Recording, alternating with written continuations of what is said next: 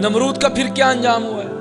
खुदाई का दावा करता था, जो आता है कहता सजदा करो, जो आए कहता है कि मैं कहो मैं तुम्हारा रब हूं।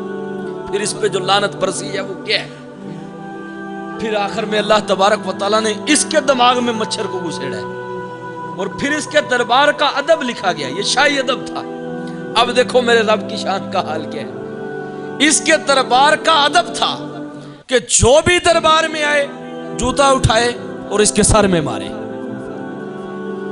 अल्लाह तबारक व तआला फिर अपने मुकाबल को पसंद नहीं करता।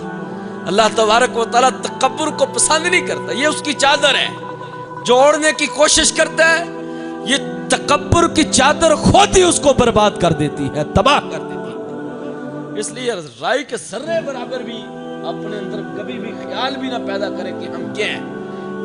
मैं वाला मसला निकालें अपने अंदर से हम सब, ताकि अल्लाह तबारक व तआला हमें इस आजिज़ी के बदले में अपनी रहमतें अता फरमाए।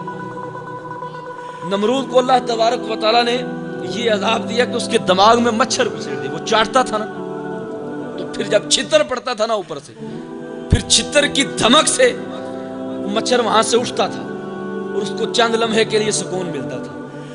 अभी सुकून मिलता था, बंदा पीछे हटता था, वो मच्छर फिर से हमला करता था। दोबारा से बंदा हटता था, फिर से उसके सर में छितर लगता था। अल्लाह तबारक व तआला की बराबरी का दावा जो भी करेगा उसको जूते पड़ेंगे। और इसी तरह अल्लाह के नबियों की नबूवत के दावेदार जो भी होंगे झूठे, उनको भी जमाने भर की लानतें और जूते ही पड़ते रहेंगे सारी जिंदगी। इसलिए अल्लाह तबारक व तआला ने जो मनसब जिसको अता फरमाए हैं वो उन्हीं की शान है बस।